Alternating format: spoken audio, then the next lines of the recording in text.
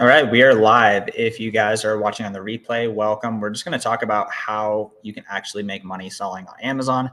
Obviously, there's a ton of money to be made. I'll just talk a little bit about this. Haven't live streamed for quite a while, so good to be back with you guys. Yeah, I mean, I don't know if you guys have looked at any Keepa graphs recently, but there is a ton of demand on Amazon. I'm just adjusting because there's like light in my face, but yeah, I mean, there's nearly infinite demand on Amazon, and so like if you like tap into like 0.0000% of that demand, you know, like good things are going to happen. You're going to get some good sales. We got Armand. What's up, yo? Good to see you, man. Yeah. And I mean, it really doesn't even matter what niche you're in. You could kill it with office products. You could kill it with electronics. You could kill it with apparel. You could kill it with beauty. I mean, everyone's buying stuff in every category. But yeah, I'll just be on for the next 20, 25 minutes or so, answer any questions if you guys have any. Yeah, just going to hang out. Maybe we'll do some live sourcing as well. Could throw this on too if you're doing some FBM orders. I had a few over the weekend, maybe like 15 orders maybe. I didn't list as much on Friday as I usually do for FBM.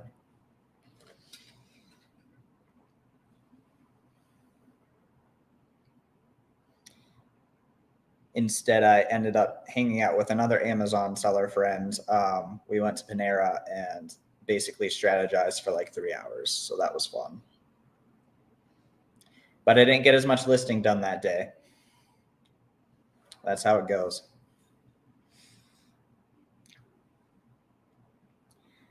Basically, Q4 strategy for me. I don't have this huge, big Q4 strategy. Basically, what I'm doing is in the last couple months, I've been doing anywhere between 75 and 90K in sales per month every like 30 days. Basically, I'm going to try to make sure that my spend is on the higher end of what I usually do. Make sure that I can handle all of those FBM orders. And like hopefully the icing on the cake is that there's going to be more velocity with what I'm already doing, which is eBay to Amazon. Electronics, office supplies, computer accessories, some tools, some health and household sometimes. One thing that I've been thinking about is like, do I really need to like specifically niche down into something very, very specific? I'm very specifically niched down into like eBay to Amazon. And like I do that for basically 100% of my business, but should I like just be targeting tools or just health and household or just a certain brand? I feel like I end up going pretty wide. I keep hitting my camera. I end up going pretty wide, and then I find this stuff that sells, but it could be like, here's a health and household item that sells, and then here's a kitchen item that sells really well, and I made like $1,800 profit on that. And then here's a computer accessory that sold well. So I'm kind of all over the place a little bit. On one hand, it's like if it's not broken, like why fix it? Like profits have been better than ever in the last several months. So like July, I think it was 19K profit. In August, it was around 25K. Last month, it was 28K. So like if it's not broken, why fix it? Got to make sure that I keep spending on the right things that sell quickly. I'm not trying to just like buy stuff and then it doesn't sell for 4 months. That's not okay with me.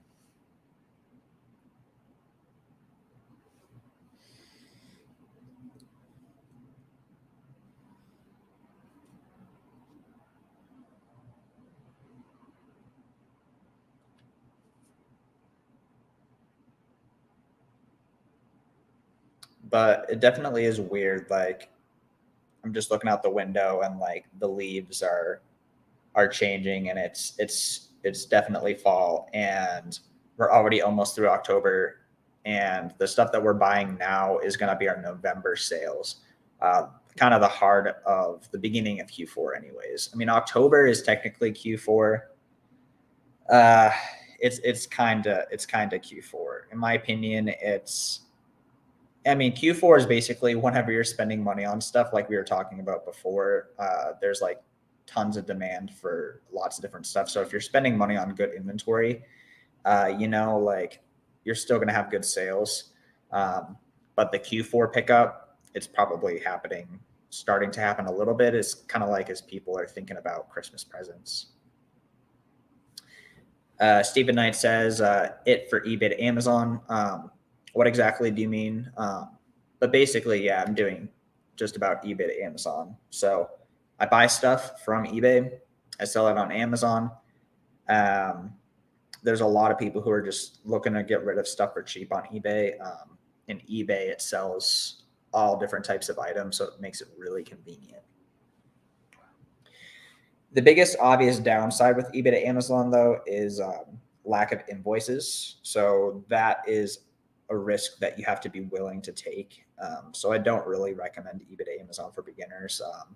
Doing like some used books or retail arbitrage or regular online arbitrage is probably a better way to go until you have some sales under your belt.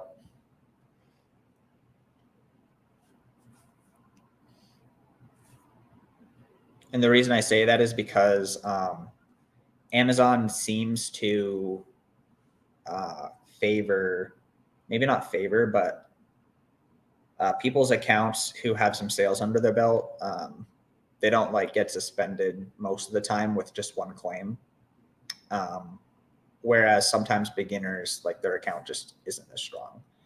But yeah, and I stay away from like the super new fast selling items that are likely to be counterfeited. I try to avoid stuff like that, like the plague. I really don't want to be mixed up in that whatsoever. I really target like most of my store. If you see my store, most of it's discontinued stuff, like stuff that hasn't been made for like 6 years. So it's like, why would something like that be targeted? And the only source for those types of items are like estate sales or liquidation companies.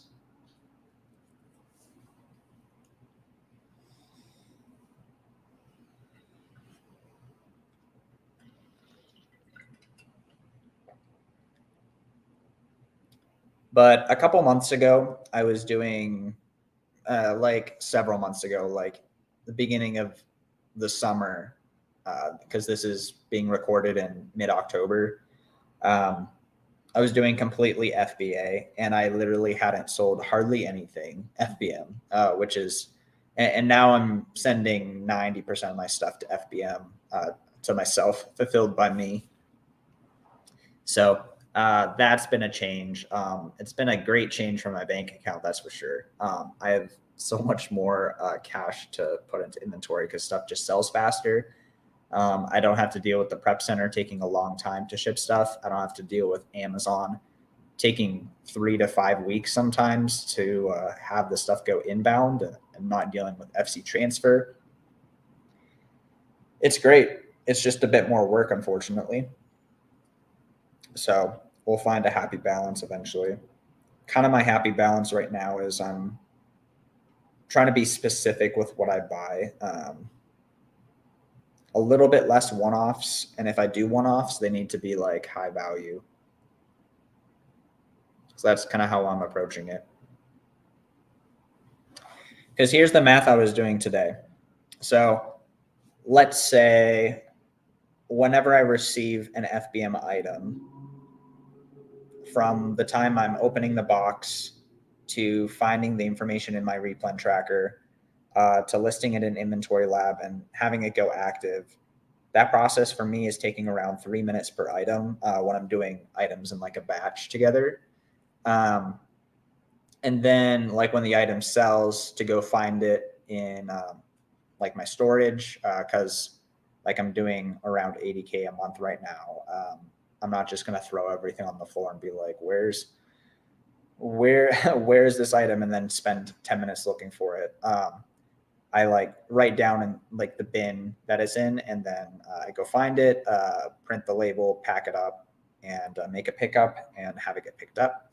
That process is taking me somewhere between 4 and 7 minutes. And I have a ton to improve on, I think. And I'm trying to just shave that down more and more. So the way I'm thinking about it is like, if it takes 3 minutes to list, 4 to 7 minutes to ship per item, that's anywhere between 7 and 11 minutes that I'm spending per item. So I can't just like buy a $10 profit item, be like, oh, it's 100% ROI, and then just do that. I mean, I guess that could turn out to be like 60 an hour, but like I'm trying to shoot a lot higher, because like there's other stuff to do besides just those two things. So honestly, like the little low hanging fruit of like, oh, here's $9 profit. Oh, here's $13 profit. Like I'm kind of passing up on a lot of that stuff. Unless it's just like so quick that it's more like 6 minutes total with an item. I'm trying to like do that analysis of like, this is going to take a long time, therefore it needs to be more profit. So I'm looking at my purchases for today so far. And for example, I made a purchase that was, I spent 164, and I plan on it being $140 profit, and it's just one unit. So I'm super into that type of stuff, because it's like I can crush out a couple of those per hour, FBM, like in the actual like processing of it, and that ends up being pretty good. Or like another one, I bought 2 units for $321 total, and they're around $100 profit each. So like it helps that it's a couple units of something. That's one thing where regular OA is sometimes better than eBay to Amazon in some cases, because, you know, like if you just order like stereotypical Nike socks and there's just 20 of them in the box, like listing and shipping those is pretty freaking easy. Same size poly bag to ship it. You literally just list it once and there's 20 units listed. That's also the better side of wholesale. Like you just get a lot of units. One thing I do like about my model though is like very rarely does stuff like go down in price like super significantly. It just doesn't happen that much, because I'm usually like finding something that's not always available, you know, like it's out of stock.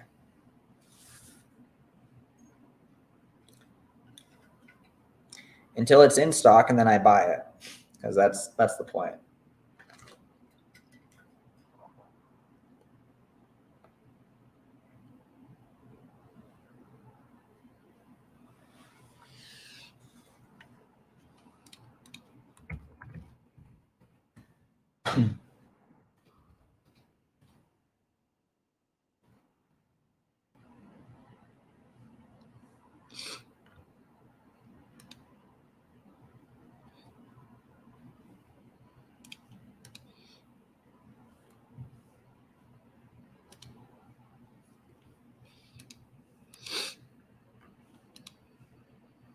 So I thought it would be fun for the next maybe 10 minutes. I'm probably going to, well, first of all, move my table a little bit so that the sun stops shining my eyes. But I'm going to share screen and kind of do what I would do if I have not ever sold in a category before, and be like, okay, like how do we actually get started doing eBay to Amazon, and like kind of assess, like, is this something that we could actually like look into and try to pick it up when it comes back in stock, or is this kind of garbage? So we're gonna share screen. I just put on the vampire teeth because it's Halloween here. Oh, Interesting. Okay, so let's say we wanted to do electronics. Let's see if there's just an electronics category. Let's just think of an electronics type of item that we would want to sell. So we could sell headphones, we could sell cameras. If you know how to work and make sure cameras are working good, you could sell those used. That's definitely a market that you could do. Typically what I do is I do completely new items. That way I don't have to know much about it. You know, like I don't know what most of this stuff, how to even work most of this stuff. And so if it's new, it works. If it's used, you really kind of do need to know that it works. That's what I mean about the cameras. So let's go into some headphones. And so we're seeing some brands here are JBL, Bose, Sony, Skullcandy. So you'll have to consider, like, are you ungated in these or not? Another brand is Sennheiser. I've actually had some good luck with those. I might go do that because I'm actually kind of curious about, you know, what are some good other Sennheiser ASINs. So actually what I'm going to do is I'm going to do a Keepa product finder search. So I'm just going to do it the way that I like to do it, or at least the criteria that I would like. I really don't want to mess with, like, oh, here's like a $60 pair of headphones. Like, we're going to buy this low dollar stuff.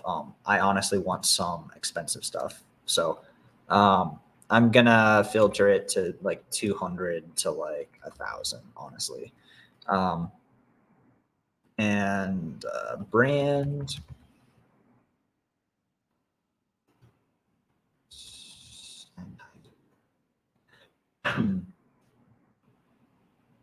So we got 430 products.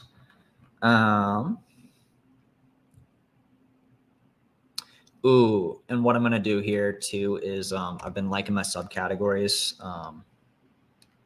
recently. This is to whoever's actually here at this point in watching the live stream back or here. No sales rank is just really a great place to be. I don't really need it to be tons more specific than this.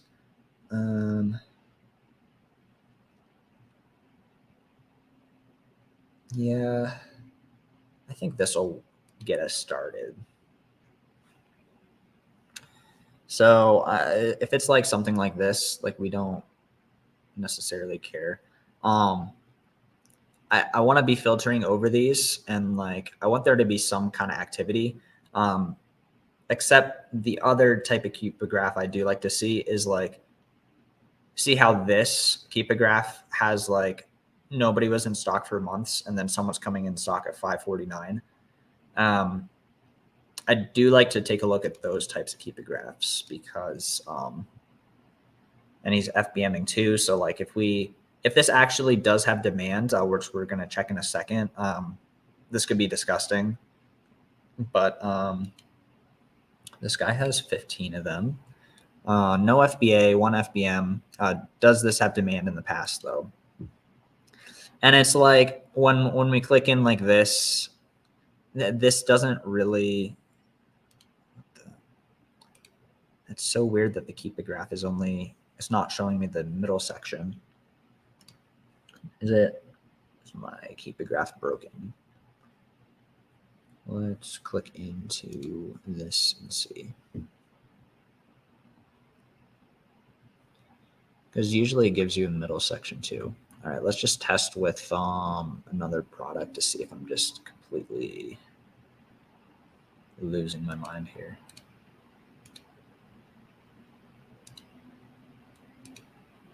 Yeah, that usually does it. Let's type in, like, what could we type in? Like a TI-84 calculator. That should have a ton of Keepa. I just want to make sure that my Keepa is right, because usually with these subcategory listings, you can kind of see if there's demand, like, based on the middle section there.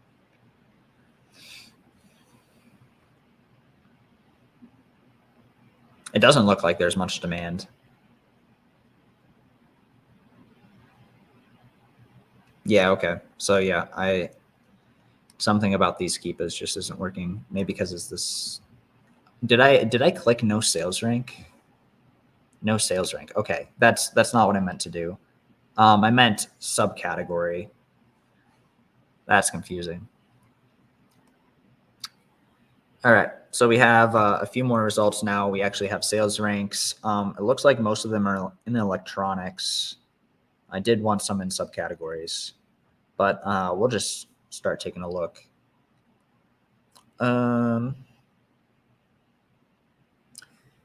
And some gems sometimes are actually at the very end of this too, because sometimes stuff will be high sales rank, but that's just because, like we were talking about before, nobody's been in stock for the last 8 months, but it's actually an in-demand product.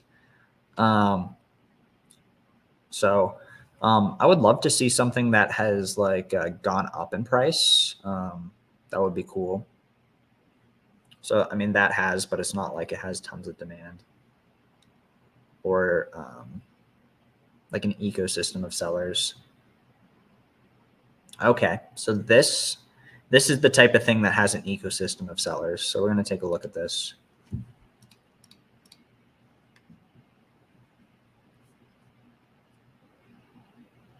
Okay, so this is an office product, slightly higher ranked, but we will still take a look at it. The sales rank is great if there's not many sellers on the listing, but it looks like there's actually not that many.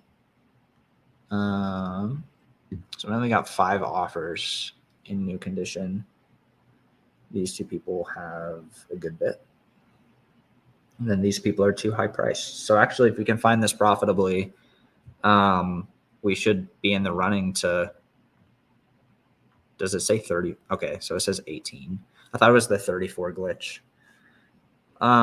So yeah, I mean, if we get this profitably, we could get multiple sales a month on this one. Tons of demand, goes up and down a ton. Recently, the offer count has gone down a ton, which it looks like people just sold out. Slightly concerning. But I would assume people are just selling out because I don't think the brand's on this. Amazon's on this listing though. They get 87%. So that's important to see. But I mean, you could probably just cut Amazon. And you just cut.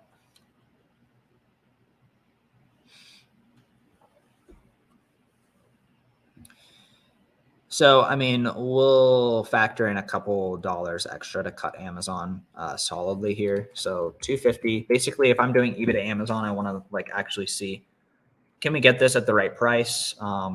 My seller amp is set up for 40%. 40%, we need to buy this at 154 in order to sell this for 250 and make our $61 profit and 40% ROI. So if we want like 80% ROI, wow, I guessed it right on the dot. We need to get for 120. So we're going to take a look for 154 for this item. Thankfully, we have the UPC and EIN numbers right here, so we can match that up. We're going to take a look and see if this is something that we could find profitably, most likely in the past, but maybe right now. Okay, so we have a model number. So I guess it's this and this.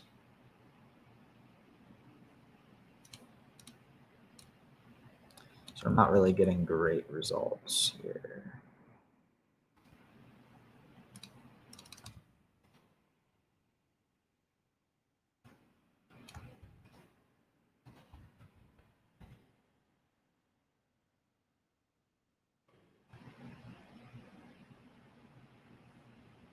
Okay, so the solds are not looking good. I'll show you why in a second. We got a pre-owned one for 146. Almost new. Okay, so I would not sell that as new. you could maybe, do they have a like new market on this one? Yeah, it's not that great of a like new market, sometimes going super low. Okay, so the reason why I don't like the solds on this one is it's just like you on a really good product, you're going to see like tons of solds within your profitable range, and this is just not our one at all. So I'm going to move on. See if we can find something real quick. I also have been neglecting chat, so let's see. We got Josiah in the chat. What's up? Good to see you, man. Entrepreneur.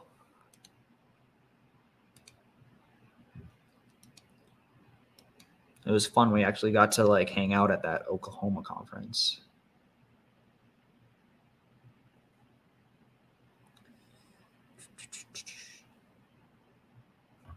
Maybe I need to, yeah, I should probably just be searching the most in demand stuff.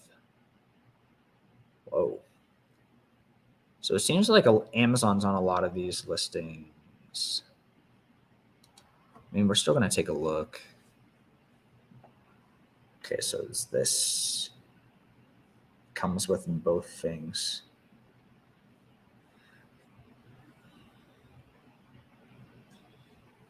This, oh, there's one person on the listing, so we'll avoid that. So a lot of these, it looks like they are, oh, we got some high dollar here. A lot of these look like they're like sets or like components together. We do see this person here FBMing in new condition. It looks like I'm restricted, unfortunately. Oh, and it's a renewed one. But I wonder if we can find the non-renewed listing. Because maybe there is just a regular listing.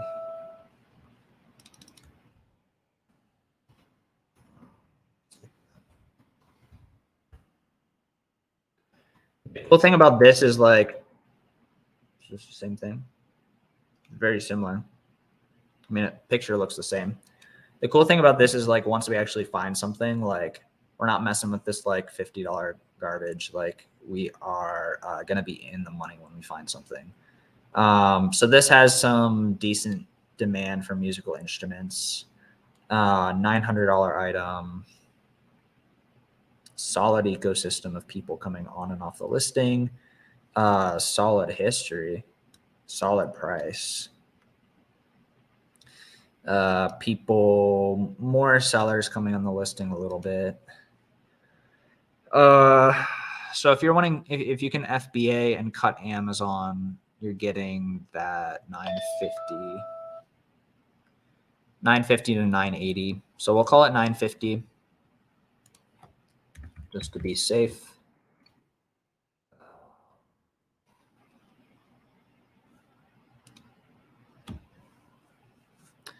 Is that the box? We got an auction there. Okay, so let's sort by lowest.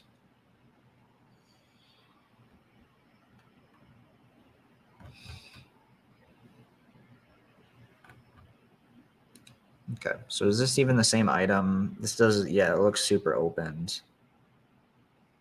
Is there a like new market on this? Still sell that for 800 bucks. So that's something you can mess with, and if you could get this for the right price, you could.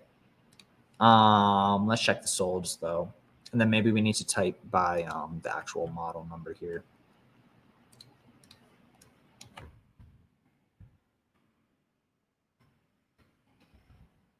And then we'll check this and then probably hop off. Oh, from China. Okay.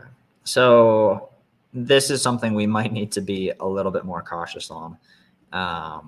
If you see that people are selling it from another country, and then the telltale sign would be if they have multiple, multiple items, that is a big red flag.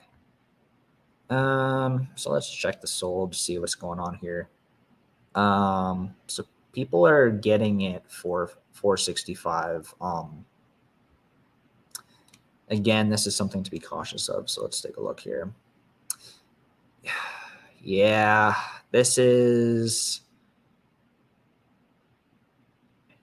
definitely one you can mess with. And yeah, this is telltale sign of this is probably not legit stuff. So it's like you get tempted with this type of stuff for sure.